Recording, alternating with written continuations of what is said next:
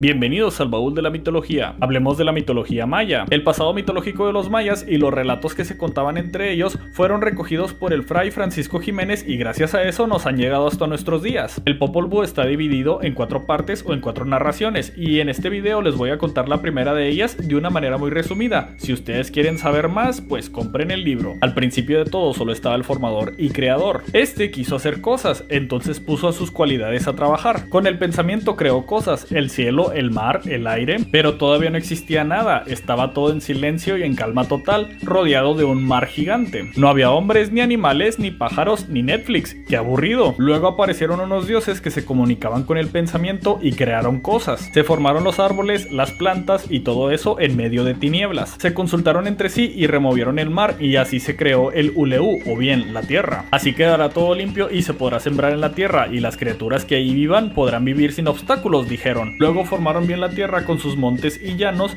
y sus caminos de agua, o sea sus ríos y arroyos. Crearon a los animales y les indicaron dónde vivir. Crearon a los animales con el fin de venerar a los dioses, sin embargo estos no podían hablar. Entonces los dioses dijeron, vamos a crear algo que nos pueda venerar, y a los animales les dieron la orden de comerse los unos a los otros. En ese momento del lodo crearon al hombre. Sin embargo, al ser del lodo eran blandos, no podían mover bien la cabeza y se desbarataban muy fácilmente. También estos hombres de lodo no lograban andar y no podían reproducirse. Entonces los dioses se consultaron nuevamente. Decidieron crear a los hombres del Tzité y a las mujeres de Sibaque. Sin embargo, estos hombres de palo eran muy tontos y no tenían sentimientos, por lo tanto no podían invocar a los dioses. Al ver esto, el dios Huracán mandó un diluvio para deshacerse de ellos, y los que sobrevivieron se convirtieron en los monos. Por eso, aunque nos parezcamos a los monos, no somos iguales. Después de esto apareció Bukupkakix y sus hijos Zipacná y Cabracán. Estos eran unos seres muy destructivos y muy soberbios. Sin embargo, existían unos héroes también en esa mitología. Hunahpu e Ixbalanque se dieron a la tarea de cazarlos y borrarlos de la faz de la tierra, empezando por el padre. Los muchachos vieron que Bukupkakix se subió a un árbol, entonces lo atacaron con una cerbatana. El ataque de la cerbatana hizo que cayera al suelo, entonces cuando se acercó Hunahpu para ver si estaba bien,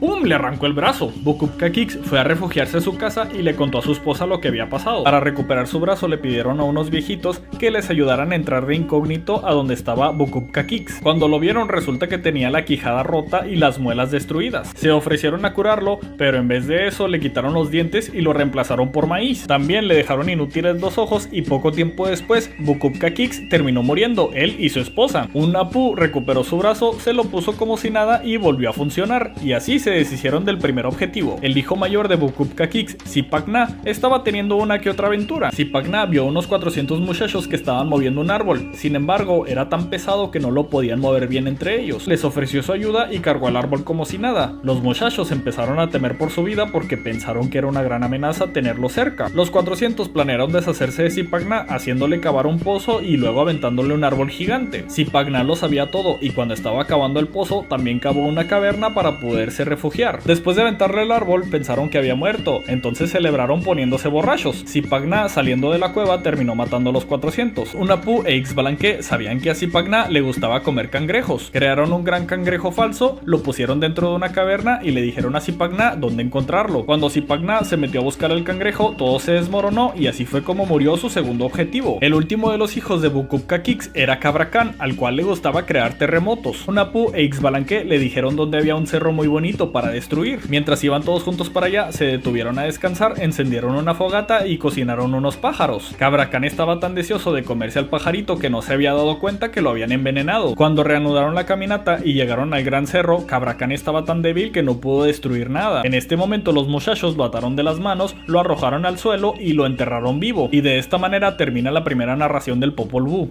En la primera narración hablamos de cómo Hunahpu e Ixbalanque vencieron a Bukupkakix y a sus hijos. Muchos de ustedes tal vez se han de haber preguntado, ¿y de dónde salieron estas personas? Bueno, en la segunda narración nos lo cuentan. Habían dos hermanos, uno se llamaba Hunahpu y el otro se llamaba Bukup-Hunahpu. Sus padres fueron Ixpillacoc e Ixmucané. Hunahpu estaba casado con Ixbaquillaló y tuvo dos hijos con ella, un Bats y un Choben. Y Bukup-Hunahpu es como todos nosotros antes del matrimonio, solteros, castos y esperando por la mujer correcta. Y a los 4 sin excepción les encantaba jugar a la pelota. El problema es que el campo donde jugaban estaba encima del Xibalbá, que vendría siendo como el inframundo. Uncamé y Bukupcamé, que eran los señores del infierno, escucharon todo el ruidero que tenían ahí arriba y les dijeron, mejor vengan a jugar aquí abajo. Estos dos señores del infierno no estaban estaban solos, había muchísimos más dioses que eran causantes de diferentes atrocidades. Por ejemplo, estaba Ahaltokop, que causaba miseria a los hombres y podía hacer que cualquier persona muriera así de repente. Los señores de Xibalbá pensaban que no les tenían respeto y estaban hartos de ellos porque no los dejaban descansar o yo qué sé, pero también los invitaron para que les enseñaran el juego. Un-Unapu y Bukub-Unapu aceptaron y fueron para allá, no sin antes despedirse de su madre Ixmucané. Bajando al infierno y pasando ríos de sangre, se toparon con 4 caminos,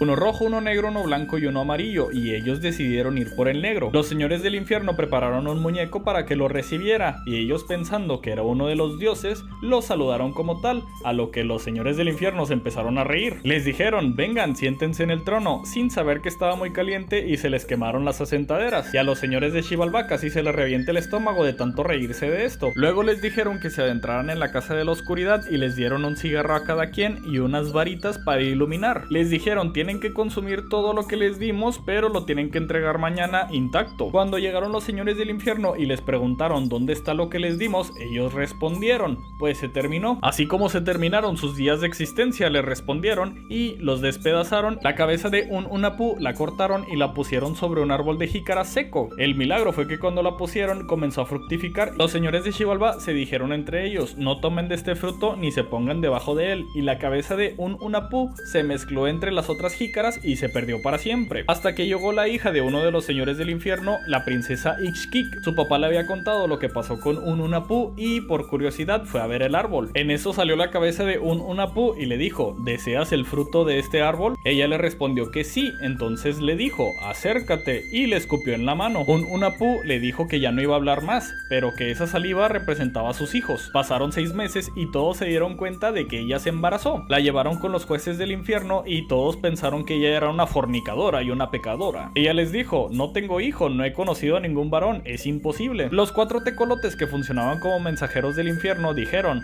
sí, es una pecadora, metan su corazón en una jícara. Luego se la llevaron lejos y antes de que la mataran, Ixkik los convenció de que ella no había fornicado con nadie. Los tecolotes, creyéndole y apiadándose de ella, la dejaron marcharse, y para hacerles creer que sí habían completado el trabajo, metieron sangre en una jícara aparentando ser el corazón de la princesa y la quemaron enfrente de los señores del infierno. Ixkik, ya en la tierra, fue a visitar a Ixmucané y decirle: oye, yo soy tu nuera. Le contó que estaba embarazada de un-Unapu y le dijo que era una mentirosa porque él ya había muerto. Ixmucané le dijo: si quieres que te crea, necesitas hacer una red con pelos de lote, y así lo hizo y luego le creyeron. Al nacer los chiquillos se llamaron Unapu e Ixbalanque. Sin embargo, Hun-Batz y Hun-Shoben no los querían para nada, los intentaron matar varias veces desde que eran pequeños, pero los niños eran sabios y se crearon en las montañas, entonces sobrevivieron a todo y planearon vengarse de sus hermanos. Les dijeron: ayúdenos a bajar esos pájaros del árbol para que puedan comérselos. Los hermanos mayores pensaban que Un-Apu e Ixbalanque eran tontos y no eran capaces de hacer nada bien,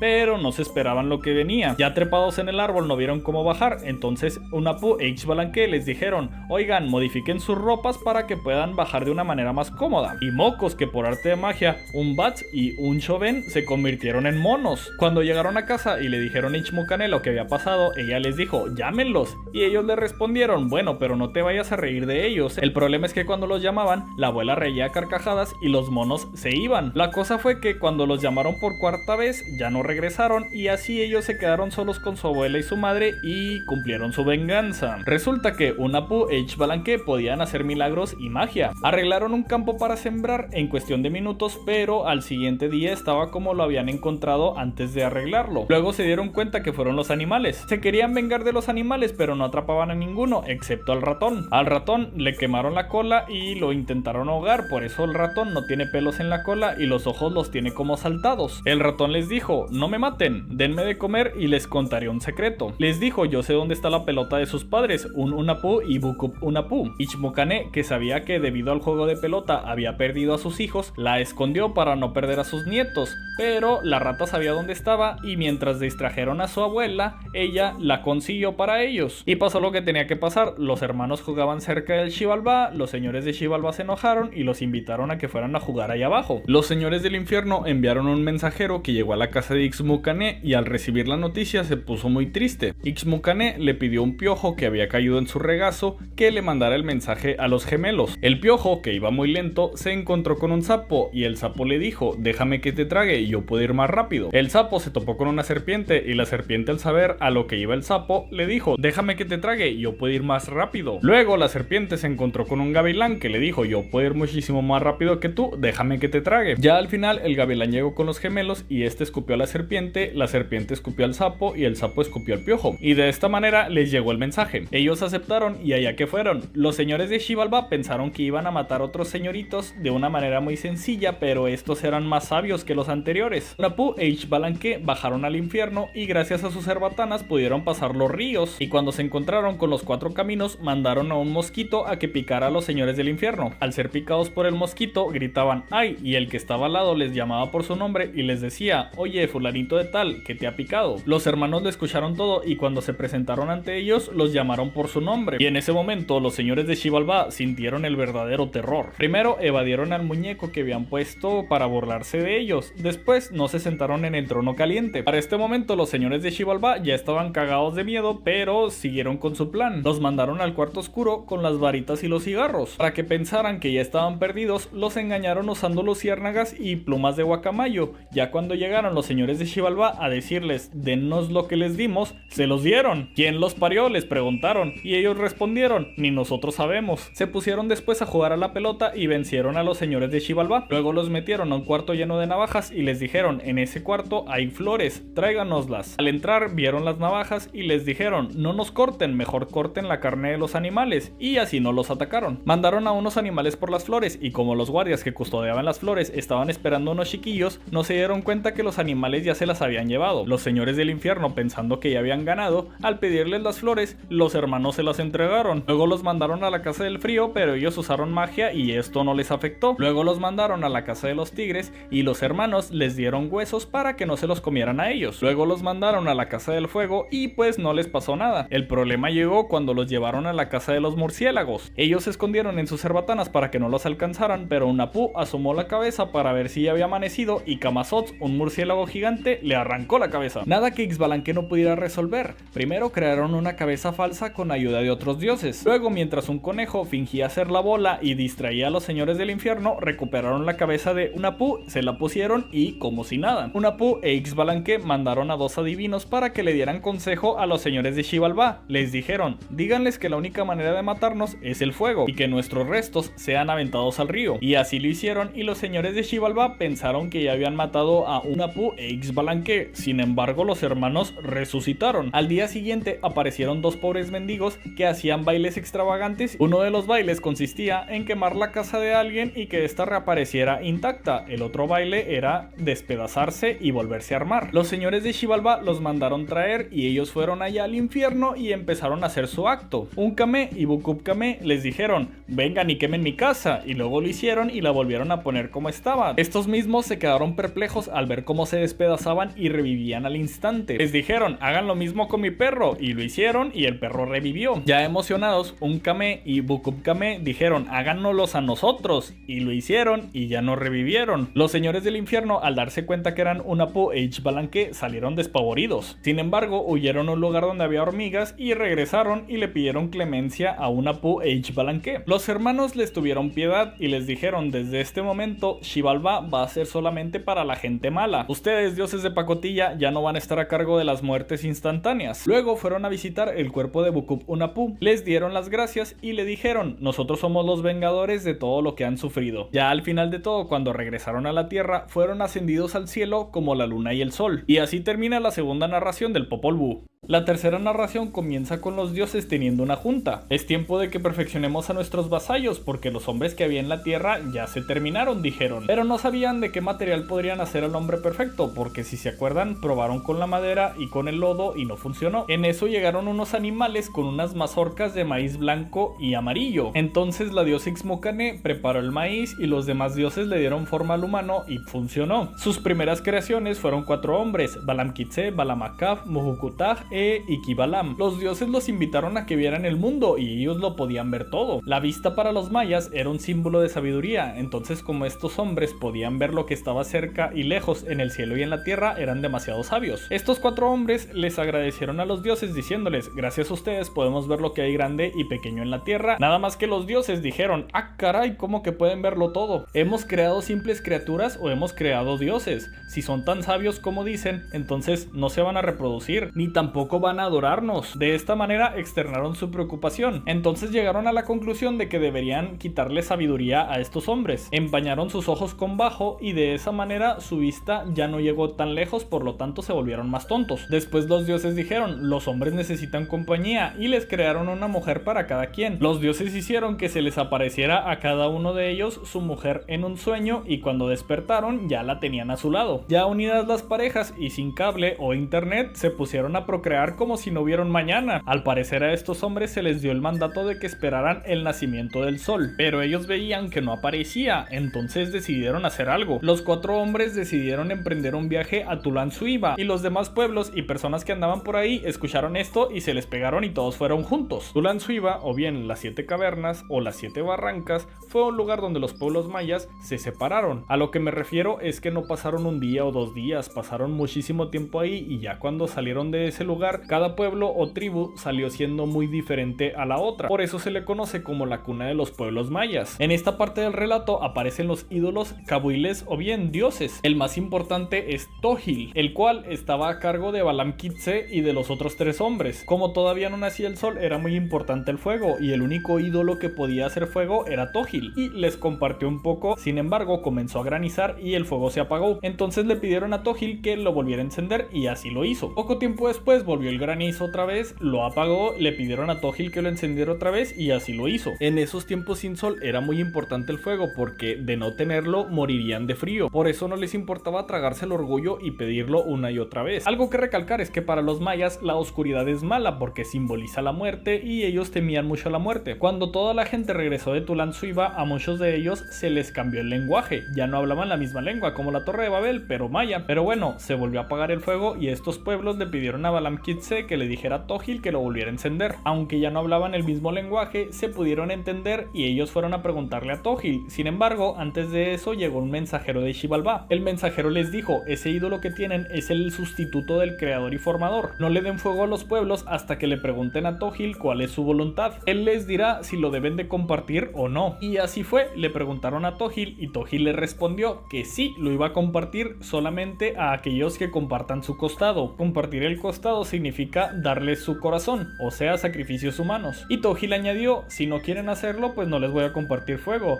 aunque no tienen que hacerlo en este momento, eso va a ser poco a poco. Los pueblos dijeron: está bien, nos juntaremos y obedeceremos. Hubo un pueblo que no se quiso someter a Tojil, los Cachiqueles. Ellos, en vez de pedirlo, lo robaron. Todos estaban reunidos para ver a la estrella Icokij, que vendría siendo Venus, que es la que anuncia el nacimiento del sol. Y todos juntos comenzaron un ayuno, pero también no había mucha comida. Tojil los invitó a agujerarse los oídos y a picarse los codos como muestra de agradecimiento hacia el ídolo. Todo esto mientras regresaban de Tulansuiba, el cual se cuenta que era un viaje muy largo. Después varios pueblos se juntaron en Juyupchipixap. Ahí los Quiché, los Tamup y los Silocap declararon ser un mismo pueblo. Entonces los ídolos les dijeron: oigan, deberían de movernos de aquí, podría ser que nos roben sus enemigos. Póngannos separados y seguros. Estos 4 hombres cumplieron la misión que les habían encargado los ídolos. Los escondieron dentro de la selva, en montañas y en lugares separados. Sin embargo, toda la gente estaba muy desesperada porque seguía sin salir el sol. Y poco tiempo después de esto, por fin haría su aparición el sol. No, ese sol no, el sol de México.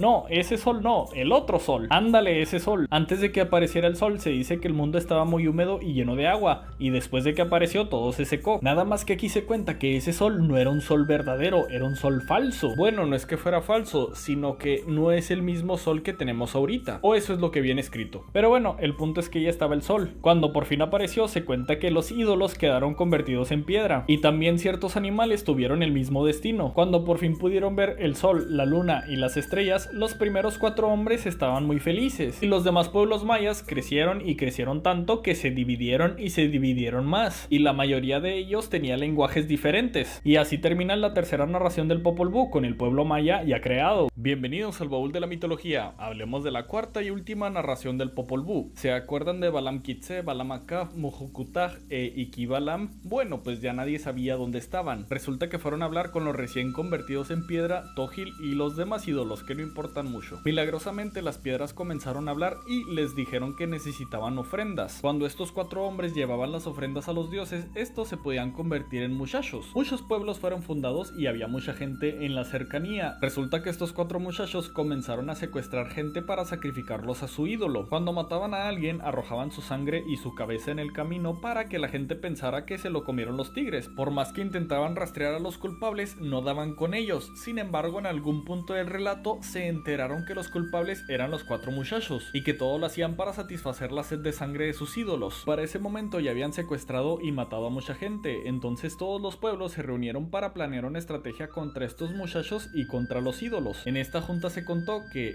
Tógil, Abilix y Jacabit, los 3 ídolos, se reunían mucho en un río que estaba por ahí, y como estos pueblos ya sabían que estos ídolos estaban convertidos en muchacho, o sea tenían cuerpo de hombre y necesidades de hombre, decidieron mandar a 2 vírgenes para que los sedujeran. Si les preguntan de dónde vienen o qué es lo que desean, ustedes deberían de responderle que vienen de los señores y que necesitan una señal de que han visto sus caras. Estas 2 doncellas eran muy bellas y desvergonzadas. Cuando llegaron los ídolos y las vieron, ellas empezaron un espectáculo muy atrayente. Los ídolos, aunque convertidos en hombres, no tenían las mismas necesidades carnales, por lo tanto no sucumbieron ante su seducción. Como quiera, fueron a preguntarles de dónde venían. Entonces ellas les pidieron una señal de que habían visto sus caras y ellos les dijeron a Balam Quitze y compañía que dibujaran algo en unos paños. Dibujaron un tigre, un águila y unas avispas en esos paños y se las dieron a las doncellas, y las doncellas se las entregaron a su pueblo. Uno de estos señores se empezó a colocar los paños sobre el cuerpo, primero el de tigre y luego el del águila, y dijo que se sentía bien porque venían de un ídolo de Tógil. Sin embargo, el tercer paño, el de las avispas, había sido imbuido con un tipo de magia que cuando se lo puso le empezaron a picar. Los de los pueblos obviamente estaban muy molestos con las doncellas, pero ellas no sabían qué había pasado. De esta manera los ídolos y los 4 muchachos lograron engañar a los que se querían deshacer de ellos. Poco tiempo después, los pueblos se volvieron a juntar para planear otra vez deshacerse de estos 4 muchachos. Resulta que Balam Quitze y compañía habían llevado a sus familias a un cerro el cual fortificaron. Estos pueblos juntaron un ejército y los armaron fuertemente para ir a atacar este cerro. Estos pueblos, aunque poderosos, no sabían que Balam Quitze y los ídolos ya sabían de sus planes, los estuvieron escuchando todo el tiempo. Querían llegar a ese cerro lo más rápido que se pudiera, sin embargo tuvieron que hacer una parada para descansar. Cuando se pararon a descansar, resulta que todos los del ejército se quedaron dormidos y estos 4 muchachos llegaron en la noche, aprovecharon y se robaron de todo, riquezas, armas, etc. Cuando estos 4 muchachos volvieron, le preguntaron a Tógil qué debían de hacer ahora, y este les dijo que deberían de hacer unos muñecos de trapo que parecieran soldados para distraer a los que venían a atacar, y también tomaron 4 calabazas gigantes y las rellenaron con avispas y las dejaron en 4 puntos de la fortificación. Cuando llegó el ejército a atacarlos, se alegraron mucho porque nada más vieron a muñecos, pensaron que ya habían ganado, y en ese momento estos 4 muchachos liberaron a las avispas, las cuales fueron a atacar directamente al ejército. Mientras muchos de ellos no sabían qué estaba pasando y otros estaban siendo picados por avispas, llegaron estos 4 muchachos y sus mujeres y empezaron a atacarlos. Los demás del ejército de los pueblos, al ver que los primeros estaban cayendo, decidieron huir de ahí. Luego llegaron al acuerdo de que ellos se someterían a los muchachos si estos prometían no matarlos, y así fue y tuvieron paz. Balam Quitze, Balam Akaf, Mujukutaj e Ikibalam ya estaban muy viejos y sentían que sus días en la tierra estaban por terminar, y decidieron que se iban a ir muy lejos y morir en otro lado, pero antes les dijeron a sus hijos que deberían de ir al lugar de donde ellos vinieron. Así lo hicieron, emprendieron el viaje y a donde fueron los trataron muy bien. Tiempo después regresaron a su cerro. Los 4 muchachos, que ahora eran los 4 viejos, se despidieron de sus hijos y de sus esposas, se fueron de ahí y nunca más los volvieron a ver. Después el libro nos cuenta que el pueblo quiché emigró y que hubo un rey muy poderoso llamado Cotuja que destruyó los Ilocap, y estos pueblos quiché prosperaron mucho. Después se nos cuenta que fundaron la ciudad de Kumarcá, y a partir de esto el libro ya no es mitología. Ya para el final del libro se nos cuenta acerca de las varias casas quiché que hubo, uno que otro rey, una que otra plegaria, la organización política, etc. Y de esta manera terminamos el Popol Vuh. Fue una larga travesía, comenzamos cuando no había nada más que un mar y ahora ya tenemos pueblos completos y todo. También fueron muchas horas de lectura, pero lo disfruté. Pero bueno, hasta aquí el baúl del Popol Vuh.